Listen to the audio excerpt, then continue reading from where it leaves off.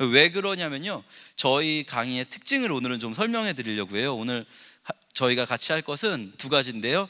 먼저 오리엔테이션으로 저희 강의가 어떤 식으로 진행될지, 무슨 내용을 나누는 강의인지 나누고요. 그리고 두 번째로 첫 시간이니까 가볍게 구약 성경을 한번 쭉 훑어보는 시간, 구약에 어떤 내용이 있었더라 하는 정도로만 한번 훑어보도록 하겠습니다. 저희 강의의 특징은 여기서 여러분 은혜를 받으시면 곤란한 강의라는 겁니다. 막 이렇게 들으시면서 은혜 받으시거나 막 그런 부분이 아니고요. 여러분 은혜는 어디서 받으셔야 되냐면 성경 읽으면서 받으셔야 합니다. 성경을 읽으시면서 정말 주님의 뜻이 내게 느껴지고 내가 직접 성경을 읽고 날마다 성경을 가까이 하는 것이 생활화되어야 되는데, 거기에 큰 장애물이 뭐냐면 성경이 우리가 이해하기 좀 어려운 내용으로 쓰여져 있다는 겁니다.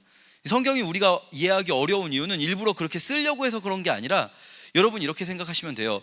저희가 덕명동에 함께하는 교회가 있고 보리떡 교회가 있고 이렇게 왔다 갔다 하면서 뭐 여러 가지 일들을 했다고 할 때 한 3,000년 지난 사람이 듣기에는 이게 다 외계인들이 하는 말하고 비슷해요. 덕명동은 무엇이며 함께하는 교회는 무엇이며, 함께하는은 형용사인가 고유명사인가, 여기서 함께하는이라는 건 교회 이름일까 아니면은 이 교회를 설명해 주는 말일까, 애매하거든요. 시간이 성경과 우리 사이에는 2000년에서 4000년 사이에 갭이 있습니다. 그리고 우리가 여기 있는 곳에서부터 성경이 있는 이스라엘까지는 약 8000km 정도 되는 시간과 공간상의 갭이 있습니다. 그렇기 때문에 우리가 이걸 그대로 우리의 이야기처럼 듣기에는 쉽지 않은 거죠.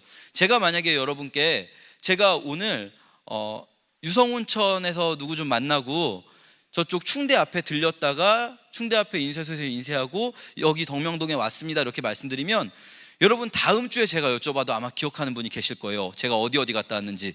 유성운천 갔다가 충대 갔다가 여기 왔겠죠. 그리고 유성운천 갔다가 충대 갔다가 여기 왔다는 거랑, 제가 혹시 서울에 가서 결혼식 참석했다가 그리고 유성운천에서 다른 사람들 내려주고 여기 왔습니다 이러면 뭐가 다른지 느껴지실 거예요. 그쵸? 유성운천 갔다가 충대 갔다가 여기 온 거랑 서울 갔다가 충대 갔다가 여기 온 건 완전히 다르죠. 그런데 제가 만약에 여러분께 제가 브엘세바 갔다가 헤브론 갔다가 예루살렘 갔습니다 이렇게 말씀드리고 다음 주에 제가 어디 갔었죠 여쭤보면 아무도 기억 못 하실 겁니다. 왜냐면 어딘지 모르거든요. 우리 머릿속에 이게 어디에 있는 건지 지도가 그려지고 이동 루트가 그려져야 이게 기억에 남습니다.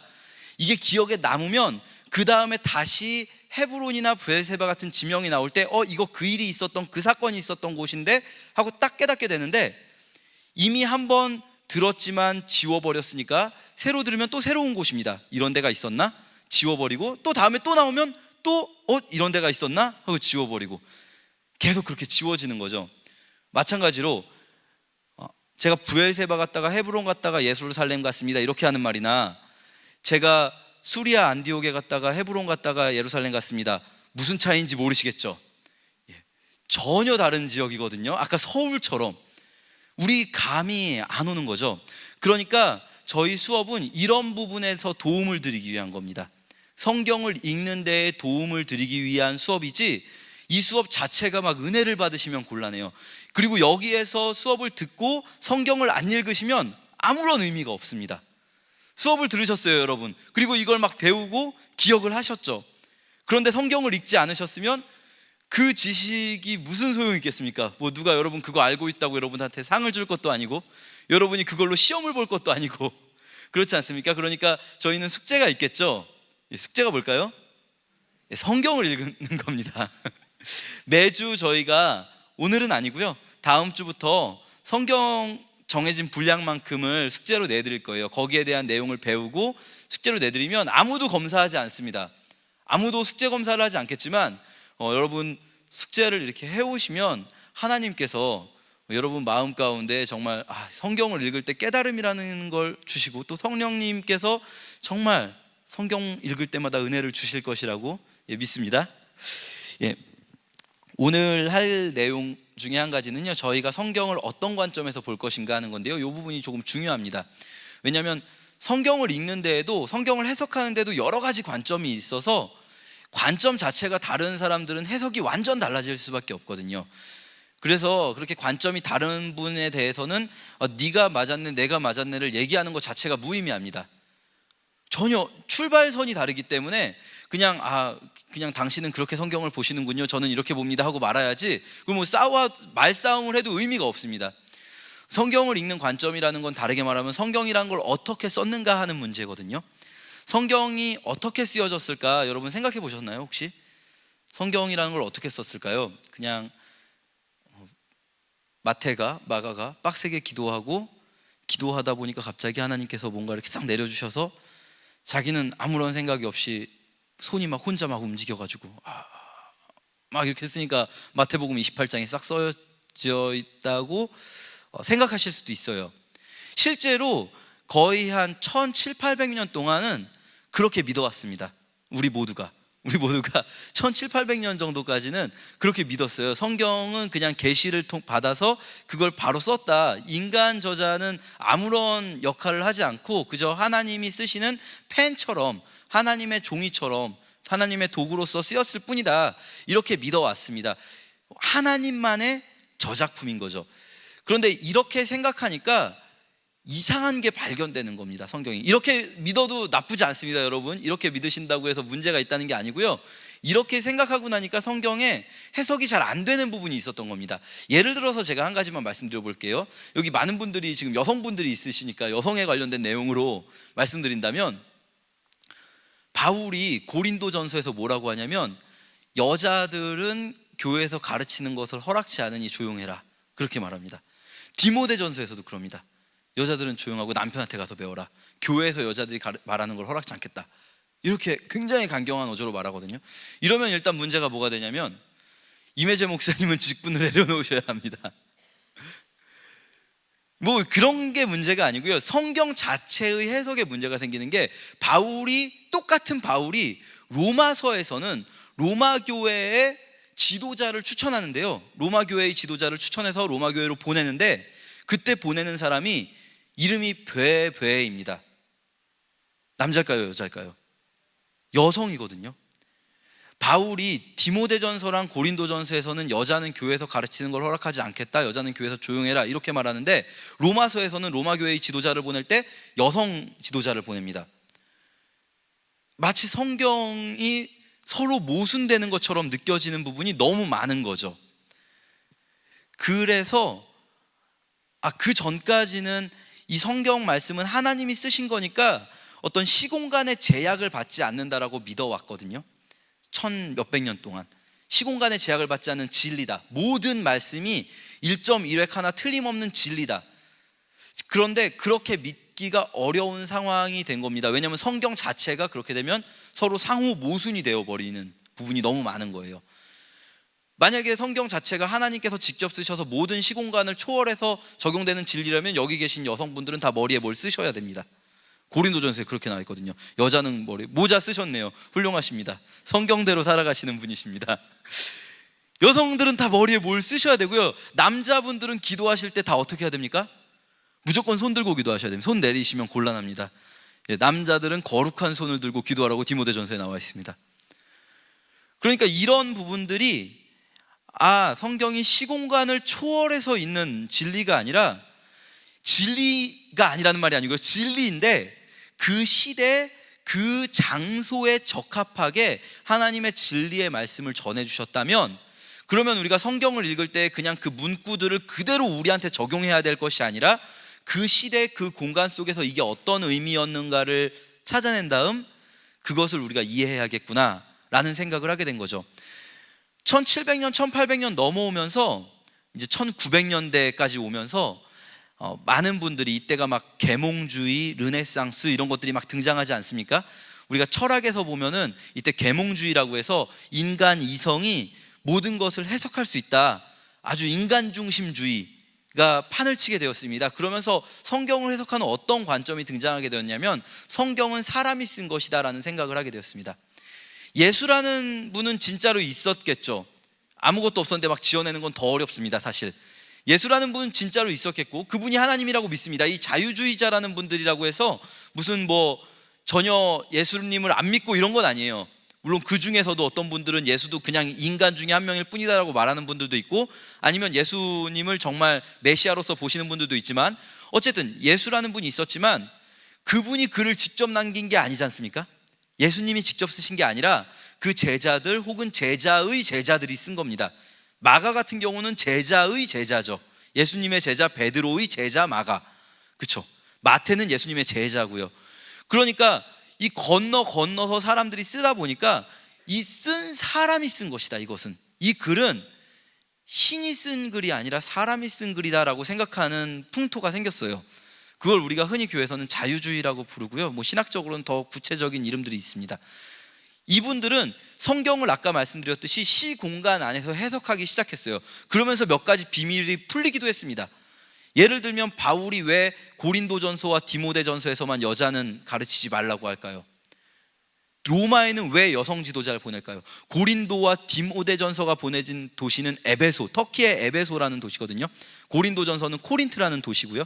이 코린트라는 도시는 여러분이 그 꽃보다 할배라는 프로그램 혹시 아시나요?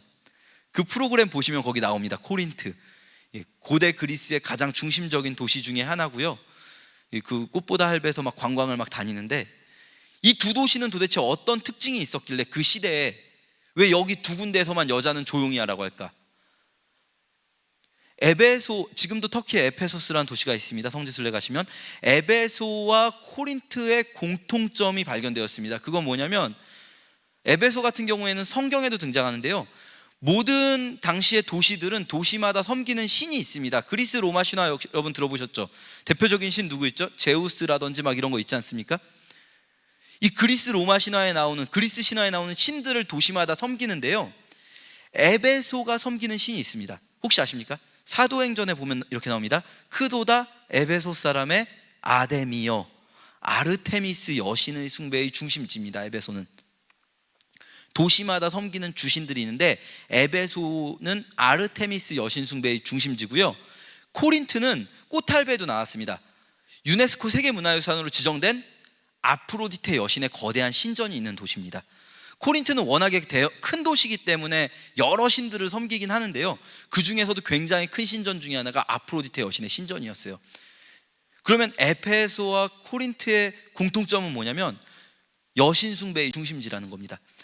남자 신을 섬기는 도시들, 아폴론이라든지 뭐 제우스라든지 이런 도시들의 남자 신의 사제들은 남자일까요, 여자일까요? 남자겠죠. 여신을 섬기는 사제들은 남자일까요, 여자일까요? 여자겠죠. 여사제들이 있습니다. 그래서 이 여사제들이 굉장히 화려하게 자신을 장식하고 막 머리를 막 화려하게 닦고 이렇게 하고 있었을 텐데, 그 도시에 보낸 바울의 편지에 이런 멘트가 나오는 거죠. 너희는 따은 머리와 장식으로 너희를 치장하지 말고 오직 정절과 순전함으로 너희를 치장해라. 이 이야기를 바꿔 말하면 그 에베소라는 교회, 에베소라는 도시에 있는 교회에 무슨 문제가 있었을까요? 추측할 수 있는 거죠. 우리는 그 교회에 있었던 여자 성도님들 중에 마치 아르테미스 여신의 여사제들처럼 막 화려하게 단장을 하고 여신을 숭배하듯이 하나님을 숭배하는 사람들이 있었다고 추측할 수 있겠죠. 그래서 바울이 그 두 도시에 한해서는 여자들을 조용히 시켜버리는 그런 멘트를 써놓은 거라고 우리는 충분히 합리적인 추측을 할 수 있게 되죠. 이렇게 이 자유주의가 무조건 나쁜 게 아니라 이런 식으로 인간이 쓴 글이다라고 생각하고 보니까 보이는 게 있었던 거예요. 그런데 문제가 발생했습니다. 뭐냐면, 인간이 쓴 글이라면 그 안에 뭐도 있을까요? 오류가 있는 겁니다. 인간이 썼기 때문에. 그리고 인간이 쓴 글이기 때문에 인간은 뭐가 있습니까? 욕심이 있잖아요. 권력욕이라든지 자기 생각을 남한테 강요하고 싶은 마음이라든지 이런 관점에서 성경을 또 막 해석하기 시작한 거예요. 그래서 요한복음은 요한이 베드로를 공격하고 있다.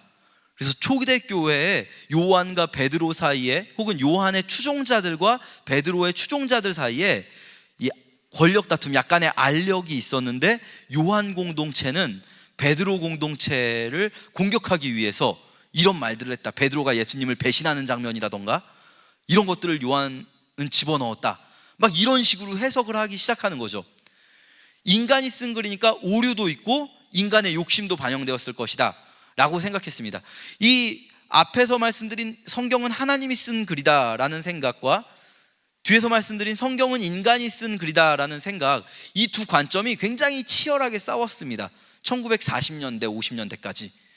이 앞에 하나님이 쓴 글이다 라는 거를 근본주의적인 관점이라고 우리가 흔히 부릅니다. 근본주의자들은 꼭 기독교에만 있는 건 아니고요, 어떤 글을 볼 때 맹목적으로 그 모든 것이 팩트다라고 보는 사람들을 근본주의라고 불러요. 요즘 문제가 되는 분들이 이슬람 근본주의자들이죠.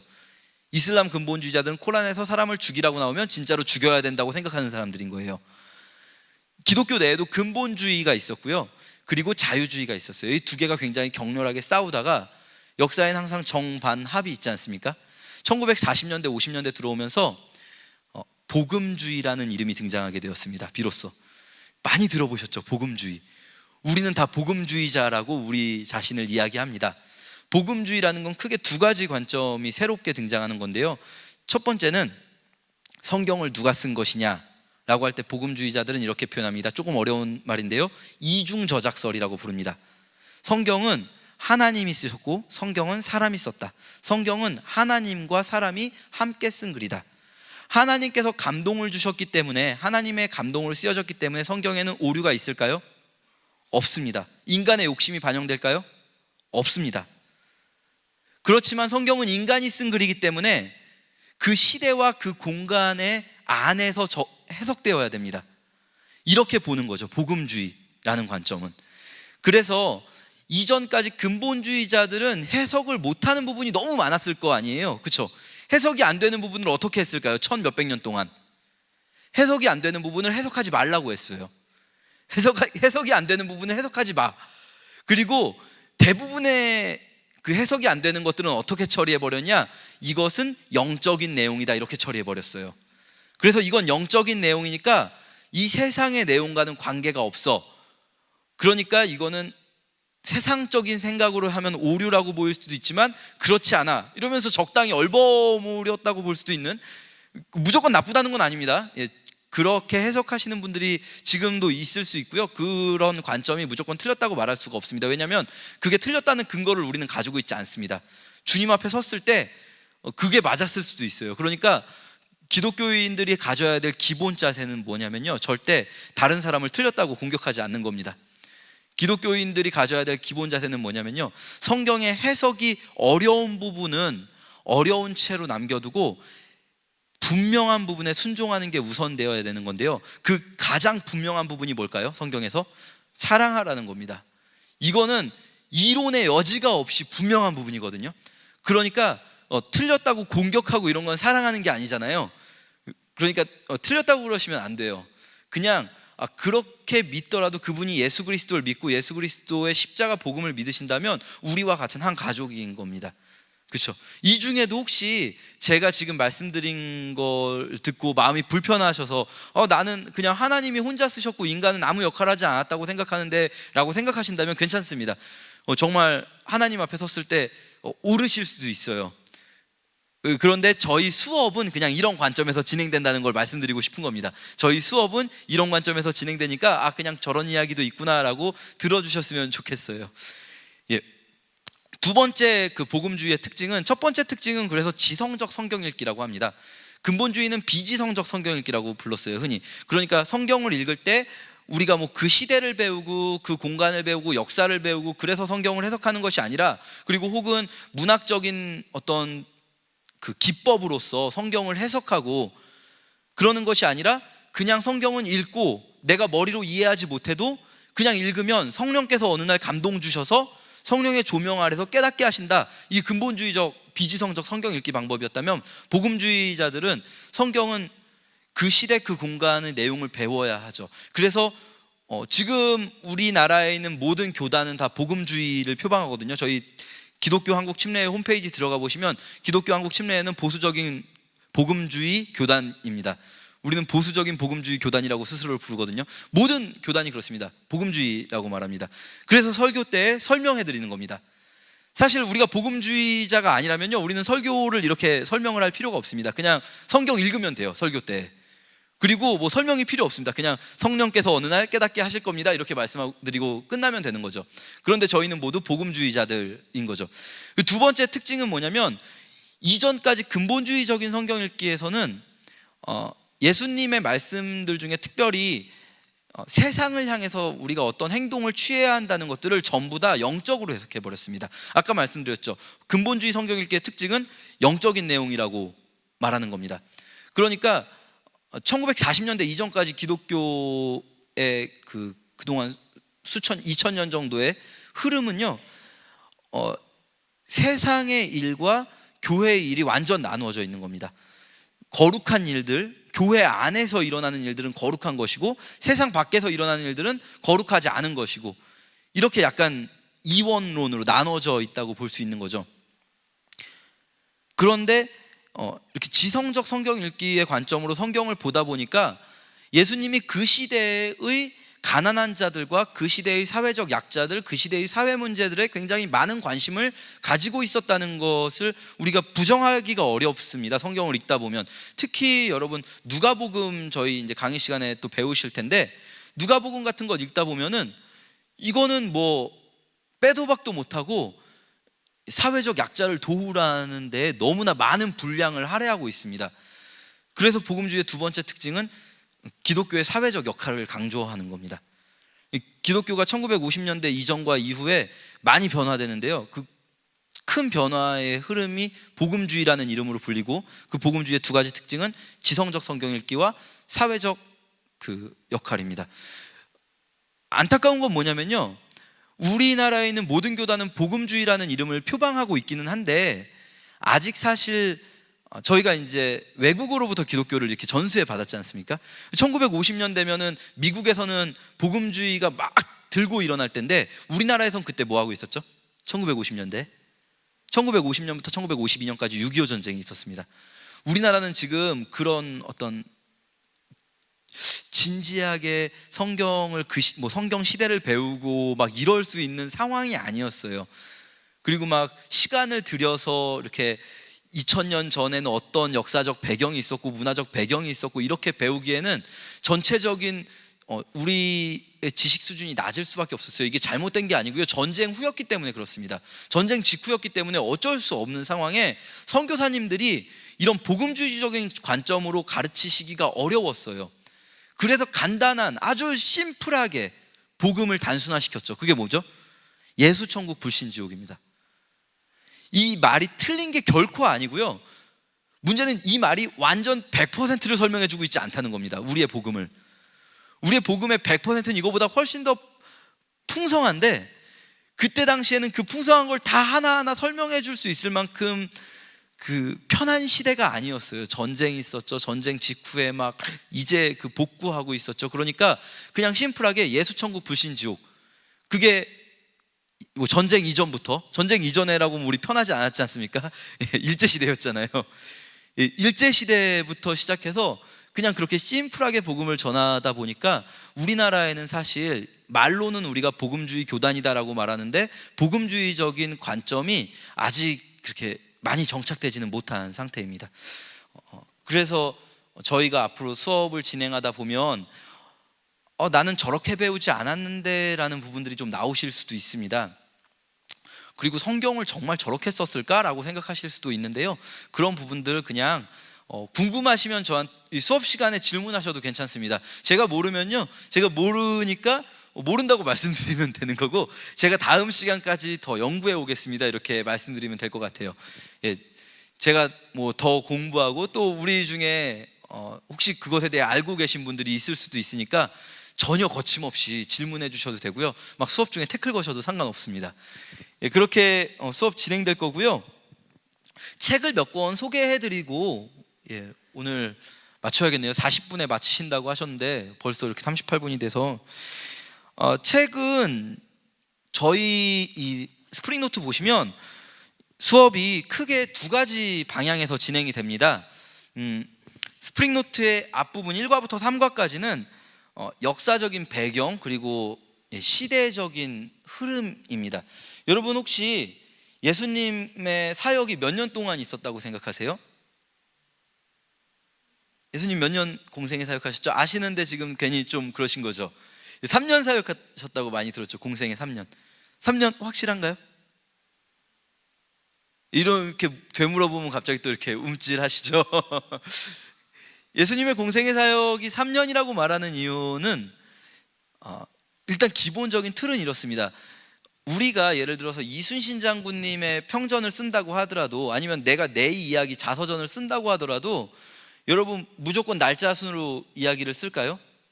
그렇게 쓰지 않으시겠죠. 그렇게 쓰면 한도 끝도 없을 겁니다. 오늘 아침 뭐 먹었고, 점심 뭐 먹고, 저녁 뭐 먹었다, 다음날 아침 뭐 먹고, 점심 뭐 먹고, 저녁 뭐 먹었다, 이렇게 쓰면은 뭐 이거는 한 제 짧은 인생을 쓰려고 해도 한 30권 이상 나오겠죠. 그러니까 글을 쓸 때 어떻게 좀 정리를 하고 요약을 해서 쓸 수밖에 없는데요. 어쩔 수 없이 글을 쓴다는 게, 제일 처음에 이 복음서를 쓸 때 어떻게 썼냐면, 시간 순서대로보다는 예수님이 크게 사역지가 갈릴리 지역, 그러니까 우리로 치면은 도 개념 있지 않습니까? 경기도와 충청도, 경상도, 강원도, 이렇게 그 도 개념으로 쳤을 때 갈릴리라는 큰 지역이 있고요, 이스라엘 안에. 그리고 유대라는 큰 지역이 있습니다. 예수님이 크게 두 군데서 사역하셨어요. 갈릴리와 유대. 그러니까 갈릴리 사역을 쭉 써놓고 그 뒤에 유대 사역을 쭉 써놨어요. 시간 순서가 아니라 공간 순서로 배열을 했습니다. 예수님의 갈릴리 사역과 예수님의 유대 사역, 이렇게 써놓은 게 마태, 마가, 누가복음이에요. 이것만 보면 예수님이 몇 년 사역하시는지 알 수 있는 길이 없습니다. 그런데 고맙게도 요한은 시간 순서대로 기록했습니다. 왜 그랬냐면, 요한은 저희가 나중에 요한복음 배울 때 또 새롭게 배워야 되니까 지금 너무 많은 말씀 드리면 스포일러가 될 수 있는데, 요한은 예수님의 사역과 특별히 예수님께서 특별한 설교를 하신 날들, 혹은 특별한 사건이 있었던 날들이 놀랍게도 이스라엘의 명절과 겹친다는 사실을 발견했어요.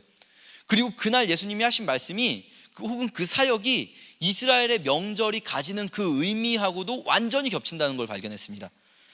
제일 대표적인 게, 예수님께서 돌아가시고 부활하신 것은 어떤 날을 전후해서 있을까요? 유월절을 전후해서 있습니다. 그래서 우리가 부활절로 지키는 날이 유월절 다음 날이 되거든요. 딱 유월절에 예수님께서 십자가 돌아가시고 무덤에서 부활하시고, 이게 유월절을 전후해서 일어납니다. 이 유월절이 어떤 의미냐면, 그 유월절 전날 죽음의 사자가 모든 그 사람을 죽이러 왔다가, 모든 집의 장자들을 죽이러 왔다가, 그 문설주와 좌우 임방에 어린 양의 피가 발라진 곳은 뛰어넘거든요. 어린 양의 피가 발라진 곳만 죽음을 벗어나게 됩니다. 문설주와 좌우 임방에. 유월절의 의미가 이건데요, 유월했다, 우리가 흔히 월담했다, 넘을 월자 쓰지 않습니까? 이겁니다. 유월, 넘어갔다, 죽음의 사자가 넘어갔다는 의미로 유월절 이렇게 부르는데요, 예수님의 십자가 사건이 바로 그것 아닙니까? 예수님의 십자가 보혈을 마음속에 품은 사람들, 문설주와 좌우 임방에 바르듯이 자기에게 바른 사람들은 죽음의 사자가 넘어가는 사건이 유월절 날 있는 거죠.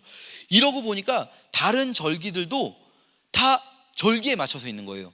그래서 요한은 절기에 맞춰서 기록했습니다. 그러다 보니까 본의 아니게 시간 순서가 된 거죠. 요한복음에 유월절이 3번 등장합니다.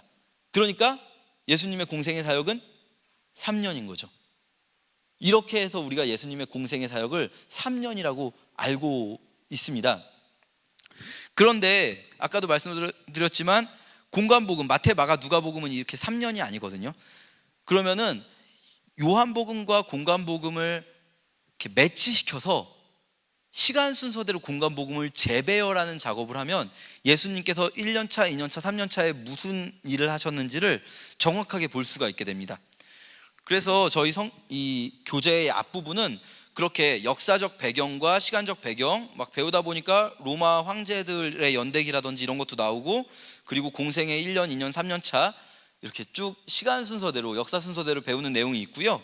그리고 뒤쪽에 4단원부터 보시면 이 뒤에는 성경 권별로 이 성경의 핵심 주제는 무엇인가, 이 예수님께서 하신 사역들은 여러 가지가 있는데, 마태는 그걸 통해서 뭘 강조하고 싶었을까? 마가는 뭘 강조하고 싶었을까? 누가는 뭘 강조? 요한은 뭘 강조하고 싶었을까? 이게 똑같은 예수님의 사역 3년을 썼지만 서로 강조점이 다르거든요. 그거를 권별로 배우는 시간을 뒤쪽에서는 갖는데요. 저희가 그렇게 크게 두 가지 흐름을 가지고 배운다고 생각하시면 되고요. 이 스프링노트에 있는 내용을 다 다루지는 못합니다. 이 스프링노트는 사실 저희 수요일 오전에 성경 공부가 있습니다. 그래서 그 수요 오전 성경 공부 때에 하려고 만든 건데 그거는 2시간씩 12주예요. 그런데 저희는 지금 40분씩 10주 하거든요. 그래서 이 내용을 다 못하기 때문에 제가 이 스프링노트를 만드는데 참고 자료로 했던 책들을 소개해드리고 오늘 시간을 마치도록 하겠습니다. 먼저 앞부분, 그 앞부분은 역사 배경, 그리고 그 예수님의 사역과 사도 요한의 사역들 시간 순서대로 배치해서 놓은 그 내용인데요. 거기에 좀 여러분이 쉽게 읽으실 수 있는 책은 이 책은 류모세 선교사님이라는 분이 쓰신 역사 드라마로 읽는 성경이라는 책입니다. 신약편 3권인데요. 사실은 이 내용을 다루고 있는 책들은 굉장히 많습니다. 이런 내용을 다루고 있는 책들은 굉장히 많은데 이 책이 조금 쉽게 나와 있습니다. 내용이 쉬워서 이 책을 추천드리고요. 이거보다 더 쉬운 책이 있습니다. 제가 가져오는 걸 깜빡했는데 성경 2.0이라는 만화가 있습니다. 만화책인데요. 여러분 이게 지금 아시는 분은 아실 텐데 기독교 출판계의 센세이션을 일으켰습니다. 사실은 애들 읽으라고 만든 만화책인데 요즘 어른들도 사실 책 잘 안 읽으시잖아요. 그런데 이 책이 굉장히 나름대로 잘 만들었어요. 애들 읽으라고 쓴 만화책인데. 그래가지고 그 책 읽으시면 이 책보다 더 쉽게 역사 순서대로 읽을 수 있는 내용이 되고요. 그리고 책별로 있는 내용을 이렇게 강조하는 강조점들 쓴 책들이 있는데요. 제일 추천드리고 싶은 책은 이 책입니다. 사실은 이 책별로 하는 부분은 수많은 책이 있습니다. 여러분이 그 기독교 서점 가셔서 신약 개론이라는 책을 찾으시면은 굉장히 많은 책들이 나오는데요. 그 책들이 다 내용이 사실 비슷비슷합니다. 거의 비슷비슷한 내용들인데 내용은 좋은데 문제는 좀 어렵습니다. 그런 책은 읽어보시면 신약 개론 이렇게 나온 책은. 그런데 여러분 믿고 읽을 수 있는 작가가 있습니다. 이분이 쓰신 글은 어떤 책이든지 읽으셔도 다 좋습니다. 복음주의라는 이름을 아까 말씀드렸죠. 1950년대 이후로 복음주의라는 게 확 올라왔는데 그 복음주의라는 이름을 이끌어 오신 분이에요. 몇 년 전에 돌아가셨는데 존 스토트라는 분입니다. 이분이 쓰신 글들은 정말 믿고 보는 존 스토트입니다. 지성적 성경 읽기의 관점에서, 그러니까 성경을 어떻게 이해해야 될 것인가의 관점에서 엄청 은혜롭고 감동적인 내용은 아닐 수도 있지만 성경을 읽는데 이해하는데 도움이 되는 책들을 굉장히 많이 쓰셨고요. 무엇보다 결정적으로 글을 어렵게 쓰지 않으세요, 이분이. 그래서 굉장히 좋습니다. 이거 신약의 메시지라는 책이 특히 좀 쉽습니다. 이분이 굉장히 젊을 때 쓰신 책인데요. 첫 번째 쓰신 책이에요. 그리고 또 한 거는 성경, 이렇게 지성적으로 성경을 읽는 데 있어서, 성경을 이해하는 데 있어서 도움이 될 만한 출판사를 말씀드리면, 또 믿고 보는 출판사가, 제가 책 팔러 온 건 아니고요. 저하고 아무 상관이 없습니다. 지금 소개해드린 책들 출판사도 다 다릅니다.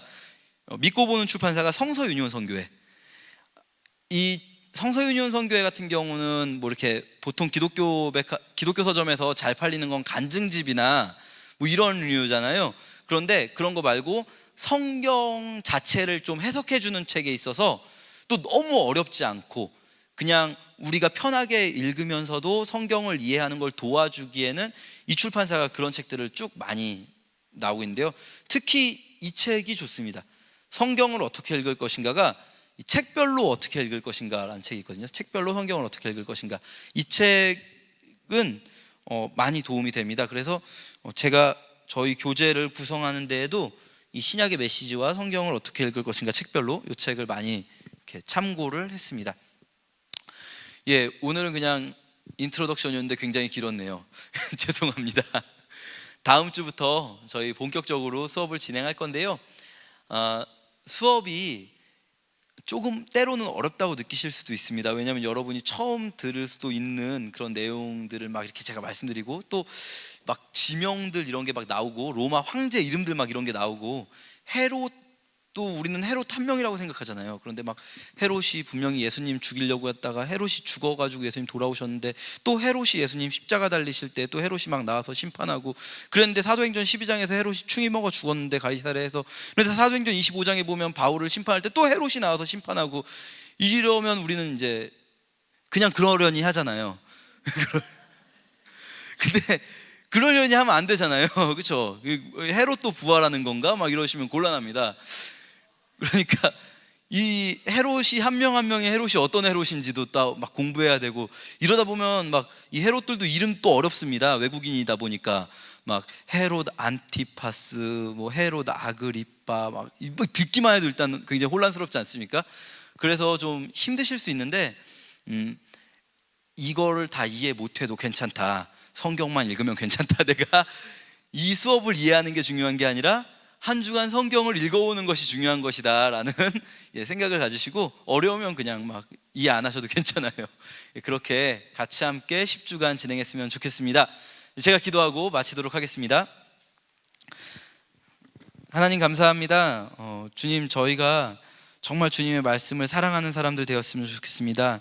저희 강의 제목이 나의 사랑하는 책인데, 주님 정말 우리가 평생 살면서 이 한 권의 책이 우리의 삶을 움직이시고, 이 한 권의 책이 우리 삶의 유일한 지표가 되어서 우리가 하나님의 말씀을 하나님으로 믿게 도와주세요. 살아계신 하나님께서 우리 가운데 말씀으로 함께 해주시니 우리들 그 말씀 가운데 역사하시는 주님을 믿고, 이 말씀을 사랑하고, 이 말씀을 읽고 그 말씀으로 살아 움직이는 그런 사람들이 될 수 있도록 우리를 이끌어 주시옵소서. 그렇게 하실 주님 찬양합니다. 우리 주 예수 그리스도의 이름으로 기도합니다. 아멘. 하나님께 영광의 박수 올리겠습니다.